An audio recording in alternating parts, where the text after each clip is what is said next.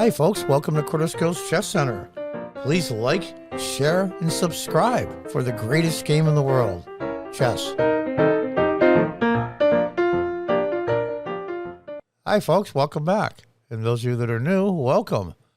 Another game from the Candidates Tournament. This is a tournament, the winner, it's an 8-man tournament. The winner of this tournament decides who plays Magnus Carlsen for the World Chess Championship coming up. 8 top players in the world. It's an amazing field. And this is round 1. Former World Championship challenger is white, American Fabiano Caruana, and is black, my personal favorite, Hikaru Nakamura. I'm a big Naka fan. I really like Naka a lot. Some people get on for his attitude, but you know what? Too bad. He's a great player. And this is a great game. Great game. Let's get to it. It's going to be a Berlin, and before you roll your eyes, it's not the usual standard Berlin. We'll go through the opening here. There's really no point in analyzing it to death. This is pretty much all standard stuff. If you want to go through a little bit more to analyze it, like I said, this is all opening theory. This has been played a million times. And bishop goes back, knight d7. Now, is this a normal Berlin? Kind of not.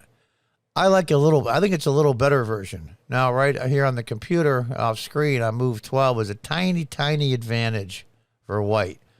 Minuscule at best. And we are on move 12, and black has equalized.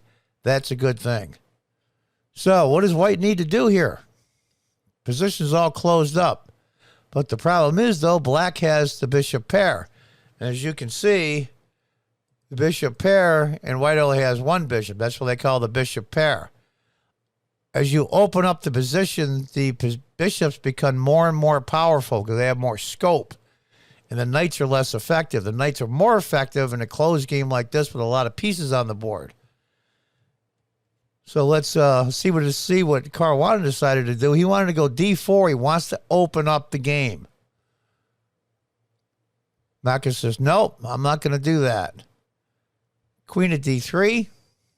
Now you're looking at here down the road. This pawn ever moves, you're looking at the queen coming in here and raising all kinds of hell.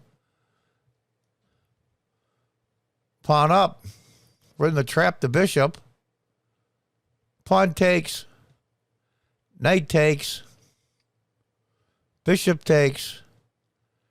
Now, here's the thing. When I was watching the commentary, this was on the St. Louis Chess Club and Scholastic Center YouTube channel when this was live, I think most people would have taken with the bishop. That is the least accurate move. It's not a killer by any means, but it's the least accurate because you want that dark squared bishop. You don't want the knight to take him, so Naka takes with a pawn. Knight c4, going after the dark squared bishop. Not much you can do about it, so he moves the rook over. Knight takes. Now, what would you do out there, some of you beginner players? Would you take with a rook and attack the white's queen? That'd be nice, right? Oh, actually not. You're going to see that when you take with a pawn, now you're going to see that all the pawns are connected. All 5 of them. Which is way, way better. Pawns need to be connected in order to be effective. If not, if you have an isolated pawn, that means a pawn without a pawn on each side, it's a big pain in the neck because you have to use your major pieces to guard it. This way a pawn can guard a pawn, and it's a lot easier. Queen e3, hitting black's pawn on g5. g4. That's the old school rule. Sometimes if you can't defend a pawn, you move it. And plus, he's pushing on Caruana's king. Carl hasn't castled yet, and we'll see if he does. a6, because that pawn was hanging there. b3. And this is a controversial move, and I think this is a move that Carl made an error. I don't know if I would have done it myself, but he did it anyway, and I can see why he did it. He castled. I know what he's thinking. I got an open file here with the rook. I can bring this other rook over and double them up.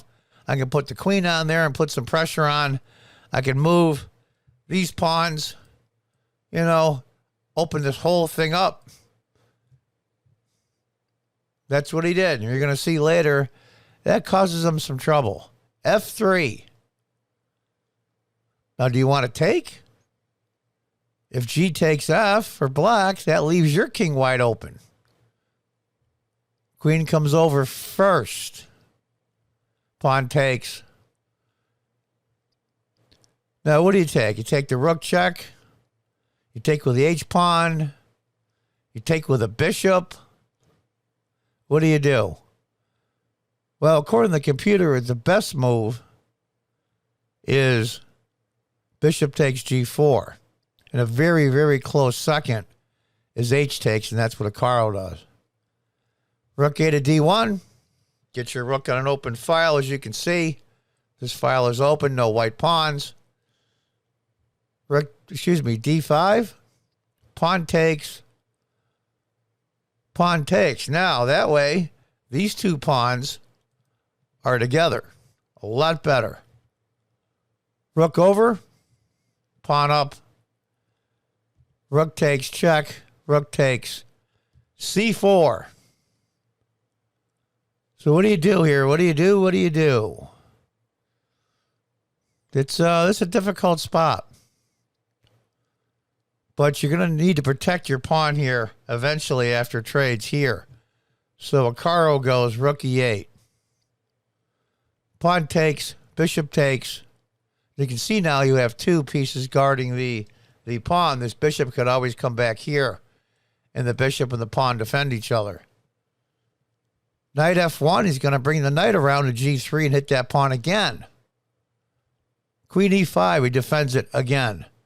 Now, right now, the material is even. Well, actually, it's a bishop against the knight. Queen H6, right out in the open. Queen G7, Carl wants to trade queens. See, here's Carl's problem. Both of these pawns are isolated, whereas white's aren't.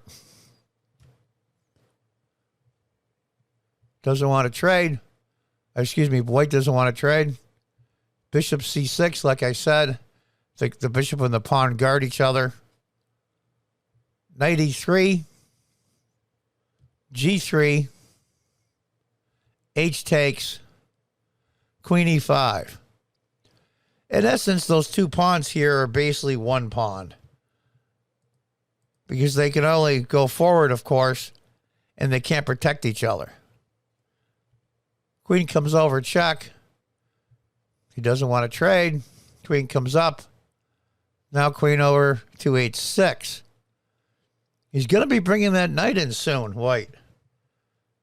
Here. A queen and a knight are very, very well coordinated together especially when they're attacking a king.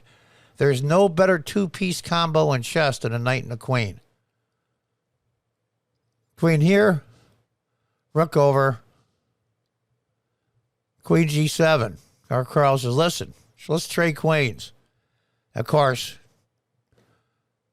Fabiano says, no thanks. Queen H7, he's trying to have the queens be traded, but Caruana wants no part of it. Rook D1, hitting the bishop. Bishop B6. Knight D5, here comes the knight. Now, if bishop takes, rook takes, this rook will slide over. Maybe even winning the queen or going after the king. So you can't take. So he goes rook to F8. So then he loses the pawn. Now, Nakamura is down one pawn. Nakamura is black. Just the end of the world? No, but it shows on the computer screen off screen it's almost 1.5 pawn advantage for white. This is going to be a very, very tough game to draw. Queen H6. Rook E1. Hitting the bishop twice. Knight goes to E7 check. And there's what I talked about, the queen in the night combo. Deadly, deadly, deadly. King comes up. Carl says, I'm not going to take. Bishop. Check with a knight. G7.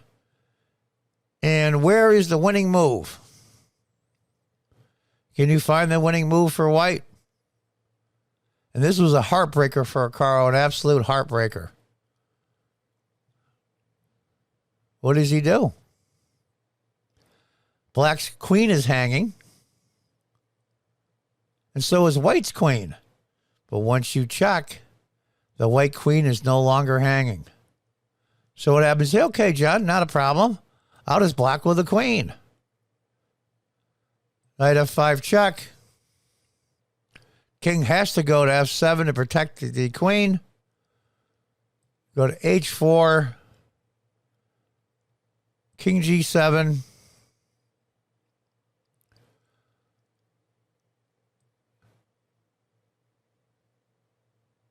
What are you going to do? What do you do? Queen D4 check. Say the king takes the knight. Rook goes to F6. And that's it. Now we'll say we're going to have a last-ditch attempt. You know, bishop takes pawn will work. No. Queen will just take the rook. And the queen is guarding the rook. So what a heartbreaker for Hikaru. He really fought that one hard. He lost that pawn towards the end. But when you're up against the queen and knight combo, that could almost be overwhelming. Anyway, folks, I'm a big Hikaru fan, and I know, even though he is an American like his opponent, it's a 55-move game, and he was just exhausted. And mentally, if anybody has ever played, I don't care what level you are, not world-class level like these guys or just an average club player like myself, it is incredibly mentally and physically draining. And those of you that laugh and say, how can it be physically draining? You're just sitting there. Well, those of you that have been in school, high school, or college, how would you like to sit down and take a 5-hour exam and think as hard as you possibly can in that exam for 5 straight hours or more? And when you get up from that exam, tell me if you're tired or not. You will be. Anyway, folks, there it is. Hikaru with a heartbreaker. Now, I'm going to have another game from round 2 coming up. But this is a game I thought you'd like to see. I think it was the highlight game of round 1 because I'm a big Nakamura fan. So I wanted to show you this even though he didn't prevail. Anyway, folks, there it is. Round 1 of the candidates tournament, the candidates final. Who is the winner will end up playing the world champion Magnus Carlsen for the world championship. Probably the most prestigious, if not the most difficult tournament in the United States by far. Until next time, folks, goodbye and good luck.